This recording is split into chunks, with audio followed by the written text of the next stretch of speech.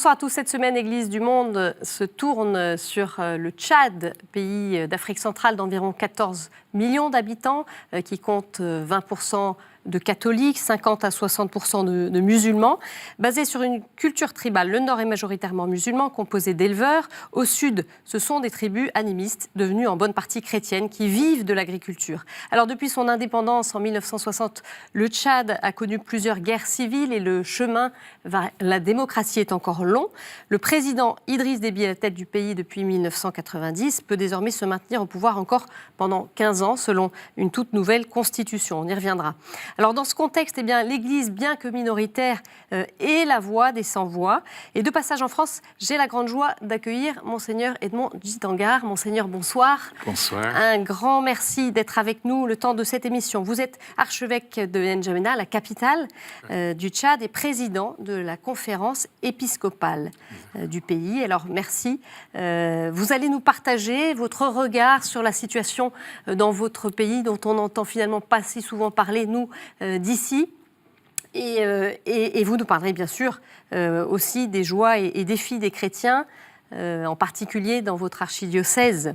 Alors, je le disais, le Tchad a une proportion de catholiques autour de 20%.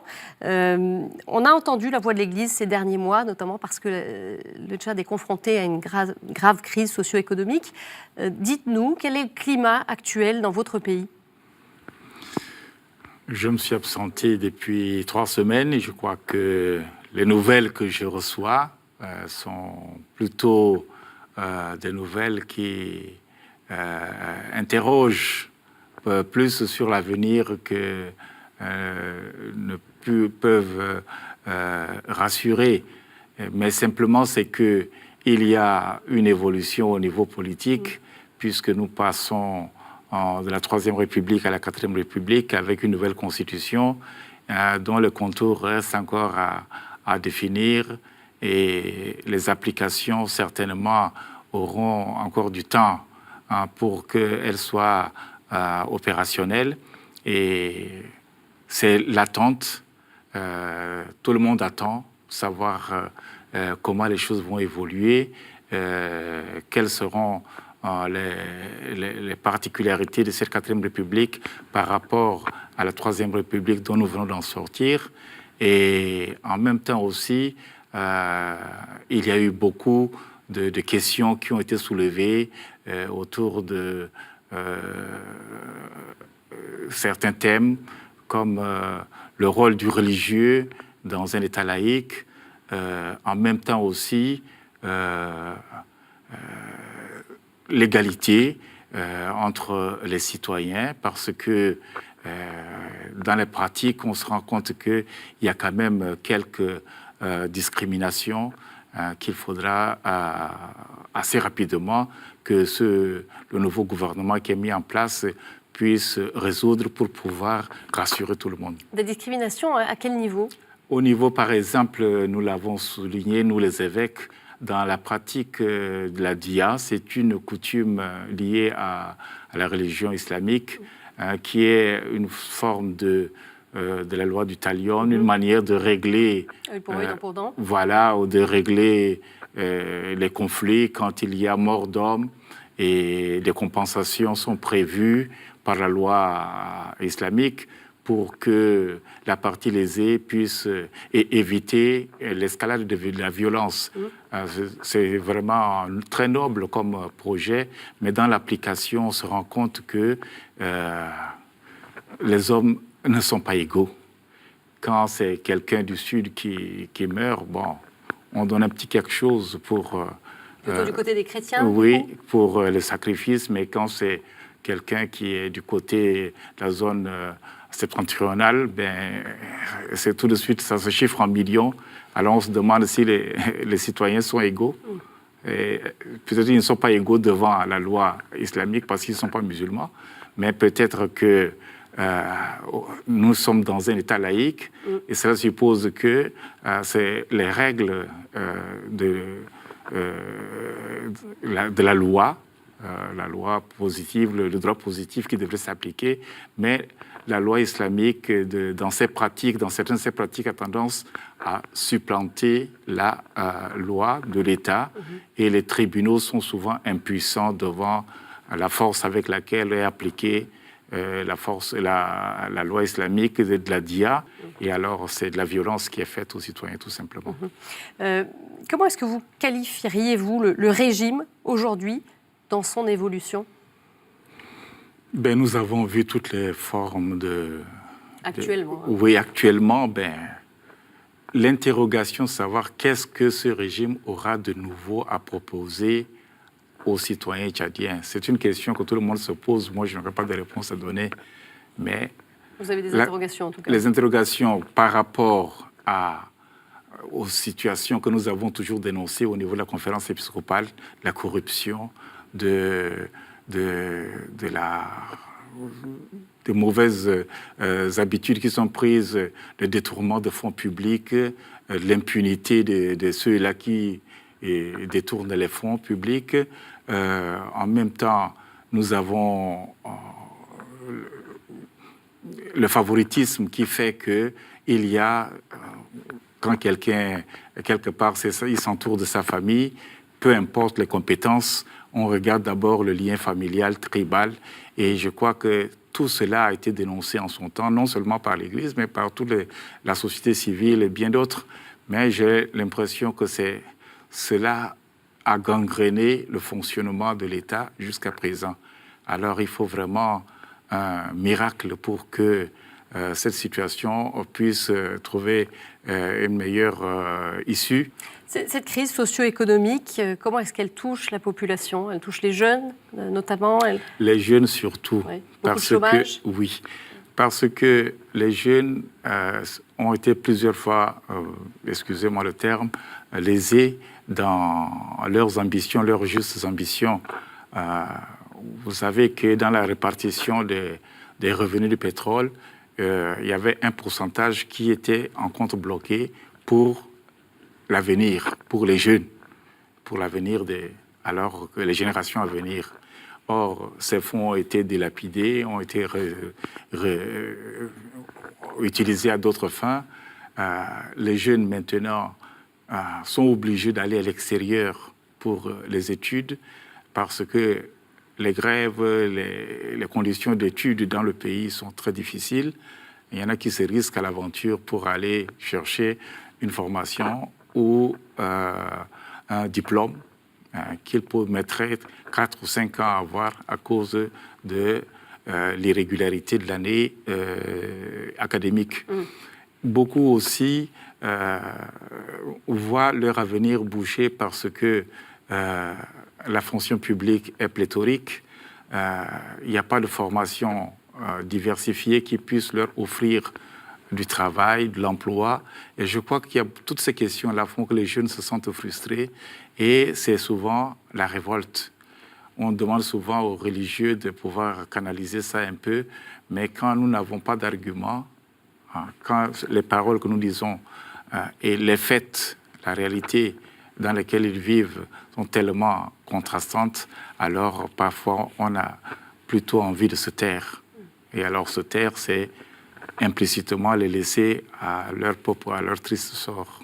On va justement voir, vous parlez de ces jeunes et de cette dérive qui peut aller vers la révolte. On va voir un lieu d'accueil justement à N'Djamena, une maison de quartier qui rassemble des jeunes de différentes confessions pour une cohabitation pacifique entre Tchadiens. On regarde cet extrait de reportage. Pourquoi tenez-vous tant à nous diviser? Et pourquoi tenez-vous à nous massacrer? Dirigeants de la République, arrêtez de s'aimer la guerre entre les frères. Comme une partie de la jeunesse du Tchad, Akoub est en colère. Il y a quelques jours, des coupes dans les salaires ont poussé les professeurs du pays à la grève. Dans les rues, des élèves livrés à eux-mêmes manifestent leur mécontentement. C'est pourquoi nos peines persistent. Alors que l'opposition est sévèrement réprimée au Tchad, la maison de quartier de Chagua offre à cette jeunesse un lieu d'accueil et d'apaisement, une alternative à la rue, un espace d'expression. Évitons la violence, soyons du côté de l'éthique pour vivre dans l'amour et la cohabitation pacifique. Priorisons le dialogue et surtout la tolérance pour faire de notre cher pays une terre d'espérance. Cette cohabitation pacifique dont parle Danapi est une des préoccupations de la maison de quartier. L'association accueille des jeunes des quartiers chrétiens et musulmans. Elle veut les préparer à un vivre ensemble fragile au Tchad. Car le pays est divisé. On dénombre un peu plus de 50% de musulmans qui vivent principalement au nord et près de 40% de chrétiens, majoritairement implantés au sud. Depuis l'indépendance en 1960, des représentants du sud puis du nord se sont emparés du pouvoir, créant des frustrations et des guerres civiles. Nous constatons dans les établissements scolaires, aujourd'hui, les jeunes se regroupent par groupe ethnique parce que les souvenirs de nos conflits civils, des guerres au Tchad, ont fait que chacun voudrait rester dans sa communauté pour ne pas aller dans l'autre en cas de problème, qu'il ne puisse pas être une cible. Mais ici, jeunes chrétiens et musulmans apprennent à se connaître. Ils mettent aujourd'hui en scène un conflit entre un éleveur musulman et un agriculteur chrétien. Les bêtes du premier ont brouté dans le champ du second. Ces conflits sont monnaie courante au Tchad et se terminent trop souvent dans le sang. Des temps de dialogue permettent aux jeunes de réfléchir à ces situations. À travers cette scène de théâtre, qu'avez-vous retenu lors des échanges? Musulmans, chrétiens, on n'a pas, c'est pas un conflit entre nous. On doit être solidaires, unis, et comme ça, on va être prospères. Au travers des échanges et des activités artistiques, les jeunes se rapprochent et tissent des liens de confiance. Voilà un reportage à revoir sur notre site internet. Il était réalisé par François-Xavier Mathieu en partenariat avec le CCFD Terre Solidaire. Et cette cohabitation dans la vie de tous les jours entre chrétiens et musulmans, justement, elle se passe comment? Elle se passe bien parce que les relations de mariage, des relations de voisinage, des relations aussi scolaires, parce que beaucoup d'enfants musulmans étudient dans nos écoles. Et les enfants apprennent à se découvrir. Et les méfiances qu'il y avait entre leurs parents tombent parce qu'entre eux-mêmes, il y a de l'amitié qui se crée. Mais tout cela doit être encouragé, soutenu. Mais quand des divisions naissent autour de quelques sujets et qu'on sent tout de suite un alignement par rapport au nord, par rapport au sud, je crois que ça fausse tous les problèmes. Ces enfants-là, si on les éduque avec un esprit large, demain ne parleront plus du nord et du sud, de musulmans et de chrétiens. Mais malheureusement, nous les aînés, nous sommes encore là derrière, avec parfois, nous les instrumentalisons un peu, nous les manipulons un peu pour qu'ils n'aillent pas trop loin peut-être. Mais je crois que moi j'ai de l'espoir que cette génération à venir sera meilleure que celle dans les relations interconfessionnelles que celle que nous vivons maintenant. Mais déjà, il y a beaucoup d'amitié. Il y a beaucoup de mariages, il y a beaucoup de relations d'affaires, il y a beaucoup de militantisme dans les partis politiques où on se rencontre nord, sud, chrétiens, musulmans. Et je crois que si les conditions sociales sont réunies, on avait de quoi à créer une société pluriculturelle et communément admise. La différence n'est plus un obstacle, mais c'est une richesse, un complément. Et je crois que c'est dans ce sens que nous devrions aller, de chercher à laisser tomber tout ce qui est division, tout ce qui est différence, mais cultiver davantage ce que nous avons en commun. On va parler avec vous aussi de la situation des chrétiens, en particulier à N'Djamena, votre archidiocèse. En quelques mots, quel y est le visage de l'Église ? Alors, N'Djamena, moi je suis arrivé il y a bientôt 2 ans à N'Djamena. Ce qui m'a frappé le plus, c'est le dynamisme de cette église de N'Djamena. Et c'est comme ça bouillonne. On a l'impression que quand je vais dans les paroisses, je me rends compte que vraiment, il y a les gens ont faim et soif de la parole de Dieu, de se retrouver ensemble, de s'organiser, de montrer qu'ils sont là.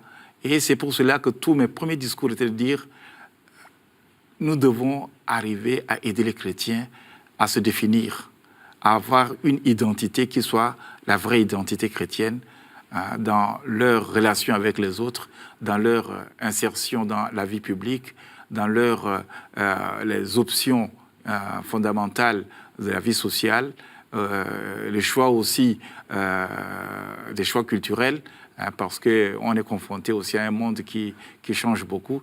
Et je crois que ces appels-là, je les ai captés dès le première rencontre avec les communautés chrétiennes. Et alors, on sent qu'il y a la fierté d'être chrétien, de se faire respecter comme chrétien, et en même temps de manifester sa spécificité chrétienne. Et je crois que là, c'était une attente, et j'ai essayé et j'essaierai de ne pas décevoir cette attente-là. Parce que souvent, on nous dit, les chrétiens, vous devez être comme ça, vous devez faire ceci, vous devez faire cela. Mais nous avons, ma première homélie, j'ai dit que ce n'est pas aux autres à définir notre identité, c'est à nous-mêmes de prouver aux autres qui nous sommes. Et là, justement, oui. il y a des choses à faire, il faut affirmer ces identités-là, et ça passe par quoi? Oui, ça passe d'abord par l'éducation de nos enfants. Nous avons des écoles, et les parents tiennent à ce que ces écoles-là soient des écoles catholiques, où on forme les enfants vraiment dans la foi chrétienne, et dans bien sûr, en tenant compte que tous les enfants ne sont pas chrétiens, en tenant compte aussi de la forme de gestion de cet état-là, ces écoles-là, mais d'avoir une éducation saine pour les enfants.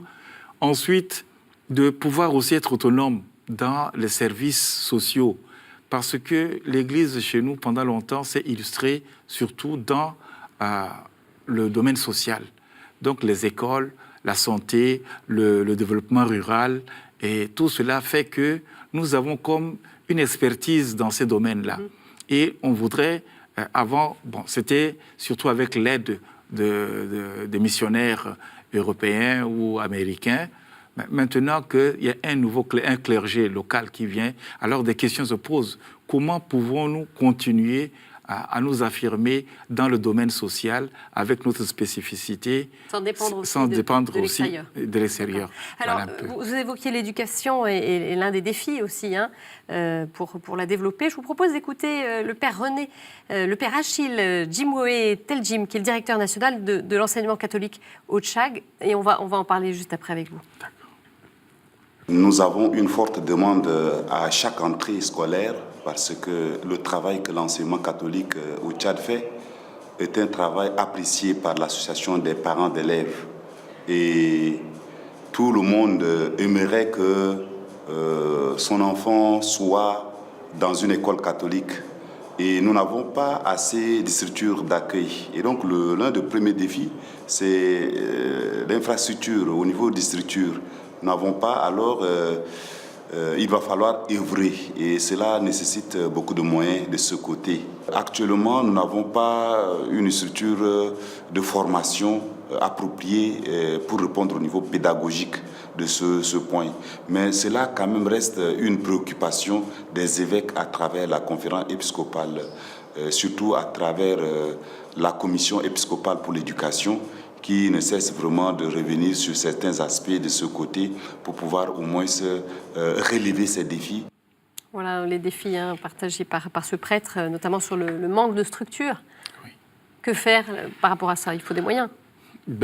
Oui, ces moyens-là pourraient exister si il y avait peut-être des considérations un peu plus de justice dans la gestion du bien public, parce que l'éducation est quand même, tout le monde dit que c'est une priorité, et c'est vrai, on voit que des efforts ont été faits pour que beaucoup d'écoles soient des écoles construites en dur, mais nous nous rendons compte que quand il y avait des programmes de soutien extérieur, on nous disqualifiait parce qu'on disait, beaucoup d'organismes disent, nous ne travaillons pas dans le confessionnel. Mais nous disons, mais ici, nos enfants, là, il n'est pas question de confessionnel. On ne leur demande pas leur appartenance religieuse avant de les inscrire à l'école. Donc, mais c'est qu'il y a peut-être une discrimination qui ne se le dit pas, qui fait qu'on est parfois écarté des des possibilités que l'État pourrait nous offrir.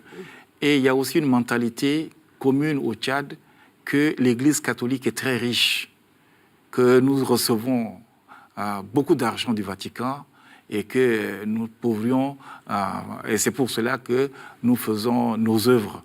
Et on a beau expliquer que c'est simplement des fidèles qui aident d'autres fidèles.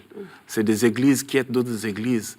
Mais il n'y a pas une structure du Vatican qui distribue de l'argent aux églises. Nous avons expliqué ce que c'est que les OPM, que c'est plutôt de l'argent, voilà, que ça part des chrétiens qui mettent tout ensemble et qui redistribuent selon les besoins.